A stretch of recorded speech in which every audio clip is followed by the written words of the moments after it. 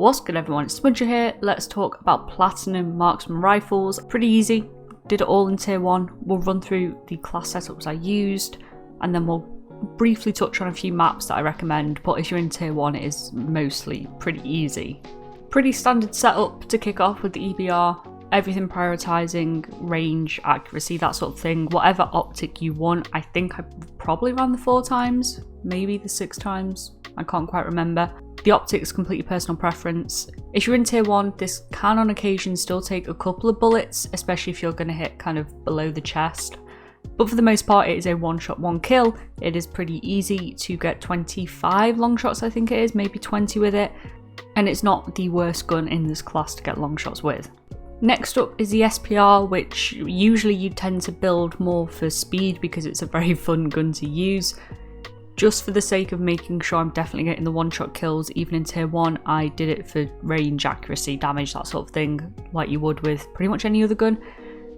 I switched between these two. I couldn't really figure out which felt better. They both sort of had their downsides, and whichever one I didn't use, I replaced with the optic.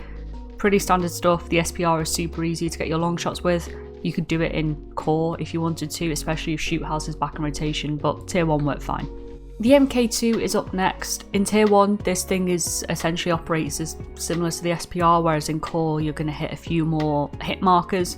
It is possible in core if you really didn't want to do it in tier 1, you just have to be pretty accurate, making sure you're hitting those headshots. But in tier 1 it's super easy. It functions basically as a sniper rifle. Most distances will be a long shot, which is super easy, super nice, and it just speeds up the entire process. The LMS is up next. No barrel on this because none of them actually help with range or damage. Decent gun, definitely acts more of a battle rifle than a marksman rifle. Kind of, if it was in the battle rifle category, it'd be one of the top tier ones because it hits obviously a lot harder than the battle rifles. But the fire rate is obviously much more comparable to the battle rifles rather than the marksman like the SBR or the Lockwood. Again, in tier 1 you should have no issues with this. You may occasionally get the odd hit marker, but for the most part it is completely doable, pretty easy as well. The SAB is up next, my favourite gun in the category. Again, sort of with the SPR side of things, pretty consistently hitting long shots at a decent range, probably bordering towards that sniper levels when you're in tier 1. Super easy to get your long shots with when you are over in that tier 1 mode, purely because the health is so low that even if they're 90, 100 meters away, you're probably still going to get that kill. Pretty fun gun. This is my favourite gun, like I said, in the category. I just think it's a ton of fun. You could do this in something like Shoot House, say, if there was a Shoot House 24/7 playlist up, or a Shoot the Ship playlist, and you were willing to maybe work on another gun when shipment was there, and then switch to this one for Shoot House. Finally, we have the worst gun in the category, which is the TAC-M. Super slow firing.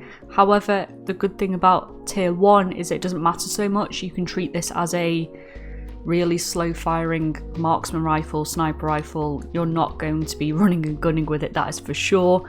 You do have to be pretty accurate with your shots because if you miss that first shot, it takes so long to fire again. The chances are the enemy will slip away or they'll kill you themselves.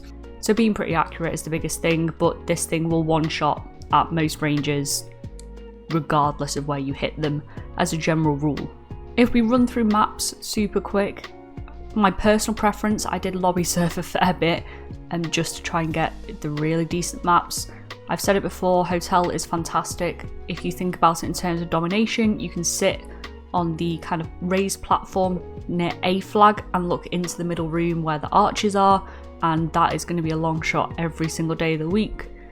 I think most people are aware that Crown Raceway is a long shot map.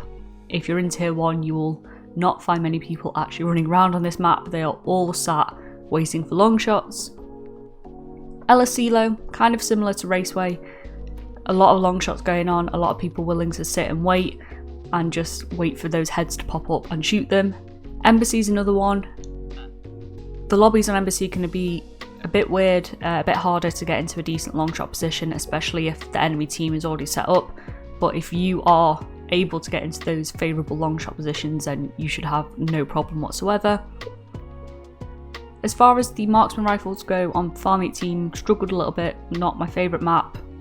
Mikado, always great. That central alley is just fantastic. We don't talk about this one. Shipment is useless. Christmas shipment, whilst festive, also useless. Shoot house is wonderful in tier 1. If you can get a tier 1 shoot house, you are having the time of your life, because almost instantly everyone recognises it as the perfect Longshot map. Tarak, huge, wide open map.